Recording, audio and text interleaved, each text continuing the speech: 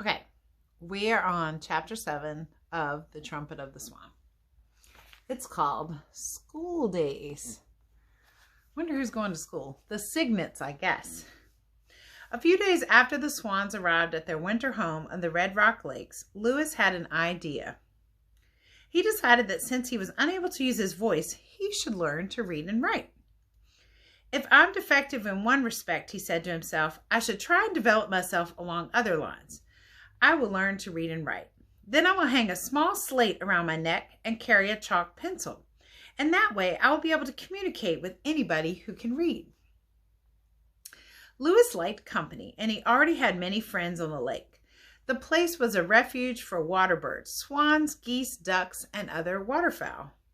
They lived there because it was a safe place and because the water stayed warm even in the coldest winter weather. Lewis was greatly admired for his ability as a swimmer. He liked to compete with other cygnets to see who could swim underwater the greatest distance and stay down the longest. When Lewis had fully made up his mind about learning to read and write, he decided to visit Sam Beaver and get help from him. What? They know each other? Did I miss something? But I guess we're right. They now live in the same place. Perhaps, thought Lewis, Sam will let me go to school with him, and the teacher will show me how to write. The idea excited him. He wondered whether a young swan would be accepted in a classroom of children. He wondered whether it was hard to learn to read.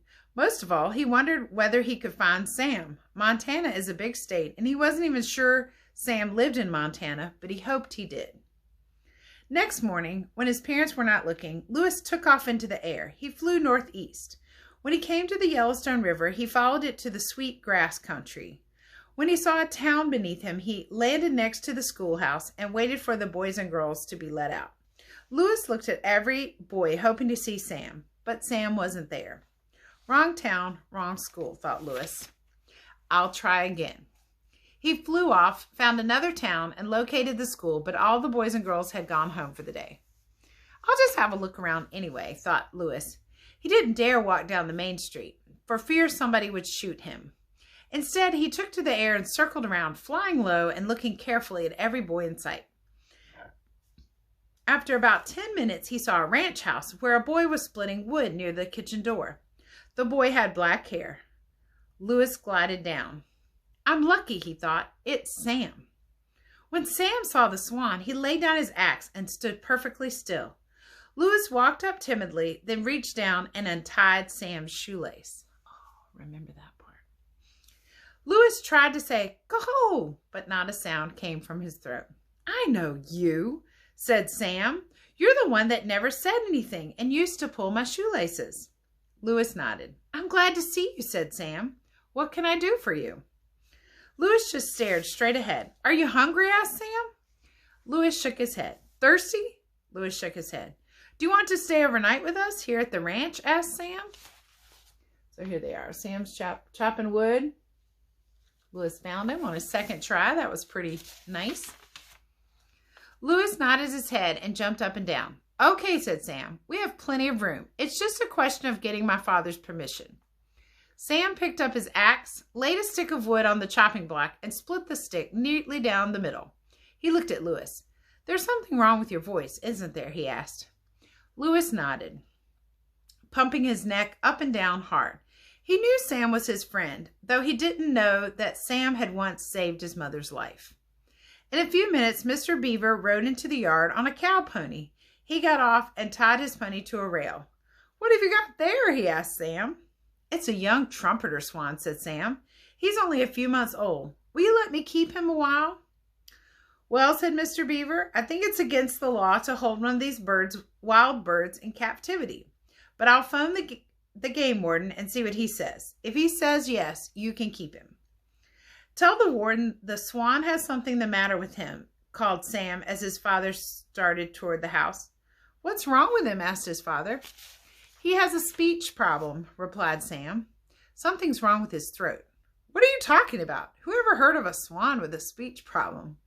Well, said Sam, this is a trumpeter swan that can't trumpet. He's defective. He can't make a sound. Mr. Beaver looked at his son as though he didn't know whether to believe him or not. but he went into the house. In a few minutes, he came back.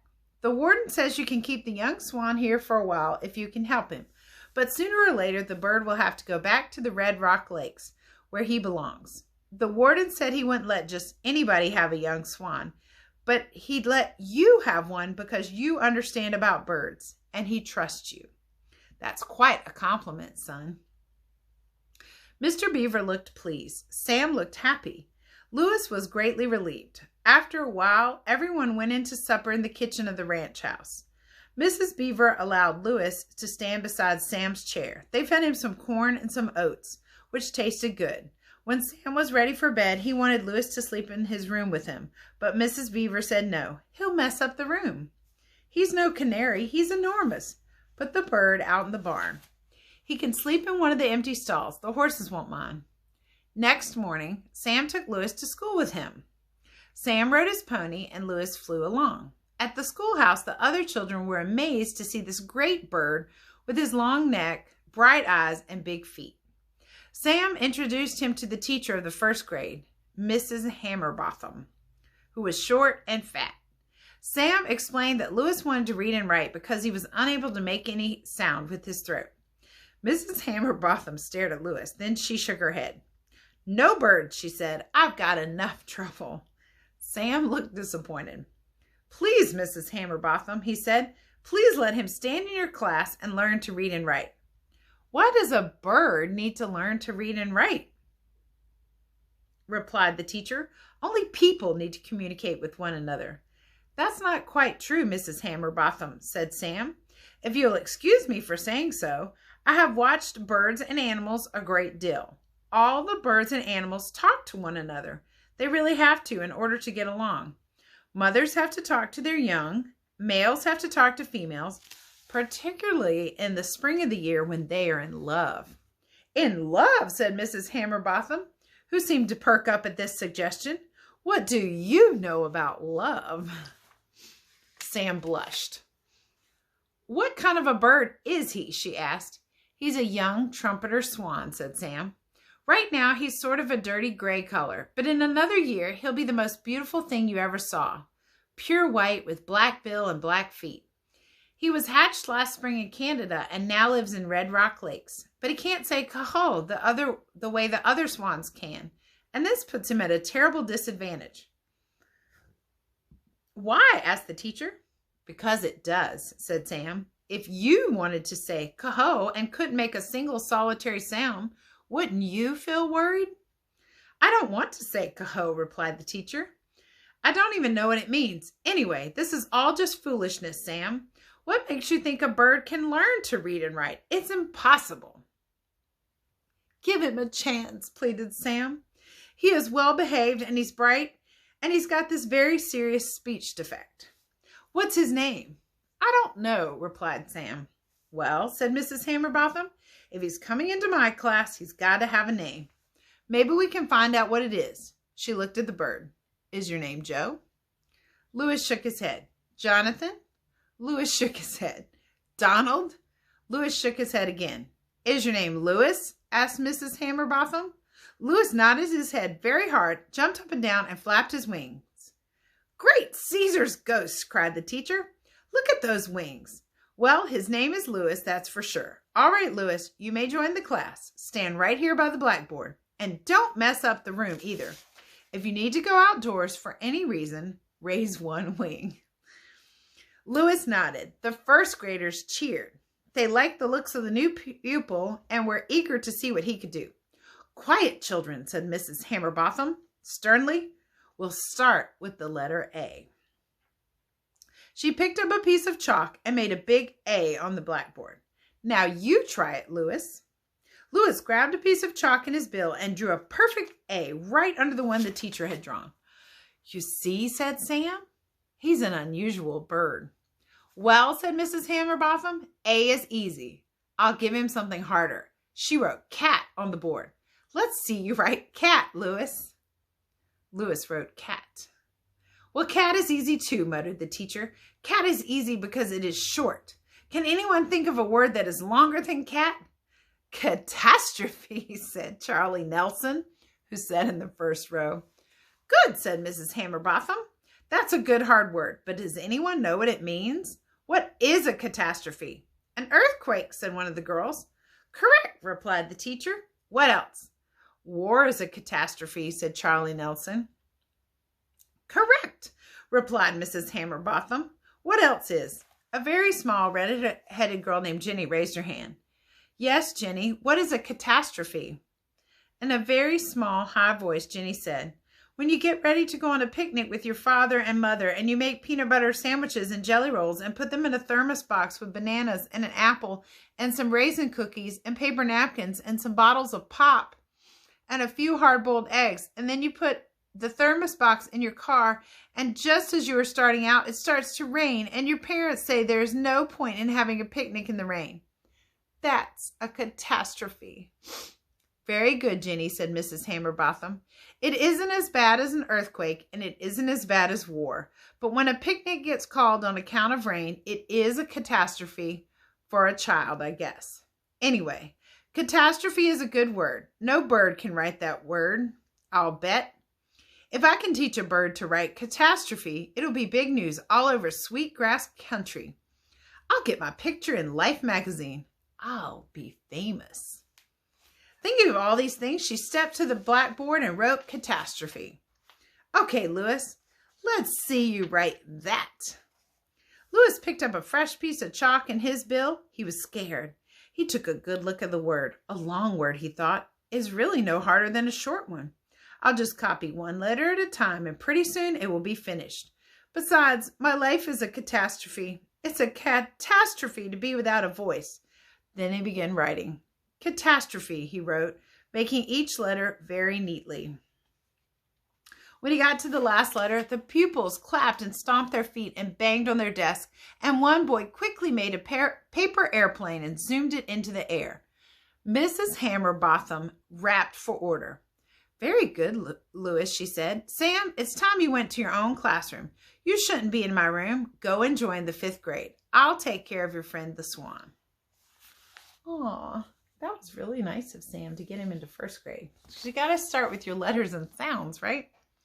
Back in his own room, Sam sat down at his desk, feeling very happy about the way things had turned out. The 5th graders were having a lesson in arithmetic, and their teacher, Miss Annie Snug, greeted Sam with a question. Miss Snug was young and pretty. Sam, if a man can walk 3 miles in 1 hour, how many miles can he walk in 4 hours? It would depend on how tired he got after the first hour, replied Sam. The other pupils roared. Miss Snug rapped for order. Sam is quite right, she said. I never looked at the problem that way before. I always supposed that man could walk 12 miles in 4 hours. But Sam may be right. That man may not feel so spunky after the first hour. He may drag his feet. He may slow up. Albert Bigelow raised his hand. My father knew a man who tried to walk 12 miles, and he died of heart failure, said Albert. Goodness, said the teacher. I suppose that could happen too. Anything can happen in 4 hours, said Sam. A man might develop a blister on his heel, or he might find some berries growing along the road and stop to pick them. That would slow him up, even if he wasn't tired or didn't have a blister. It would indeed, agreed the teacher. Well, children, I think we have all learned a great deal about arithmetic this morning, thanks to Sam Beaver. And now, here's a problem for one of the girls in the room. If you are feeding a baby from a bottle and you give the baby 8 ounces of milk in 1 feeding, how many ounces of milk would the baby drink in 2 feedings? Linda Staples raised her hand. About 15 ounces, she said. Why is that? Asked Miss Snug. Why wouldn't the baby drink 16 ounces? Because he spills a little each time, said Linda. It runs out of the corners of his mouth and gets on his mother's apron. By this time, the class was howling so loudly the arithmetic lesson had to be abandoned. But everyone had learned how careful you have to be when dealing with figures. And that's the end of that chapter. That's the girl. So, I will tell you, this is interesting. So Louis the Swan is in 1st grade. Sam is in 5th grade. And Louis is learning to write. and read. And they started with the letter A. We don't start like that anymore. They actually mix the letters up. Trying to think of a good question about this chapter. And because I'm a mom, really the only question I have about this chapter is, won't Lewis's Swan family be worried about him when he doesn't come home? I know it's a book that's fiction because obviously swans can't read or write, or, well, they have ways to communicate with humans. But as a mom, I'm just wondering, is his family wondering where he is while he's at school with Sam? Because he didn't come home. He stayed overnight. And he can't talk, so he couldn't have even told them where he was going. That's my question. Will his family be worried when he gets back to the Red Rock Lakes? All right. Thank you for reading with me.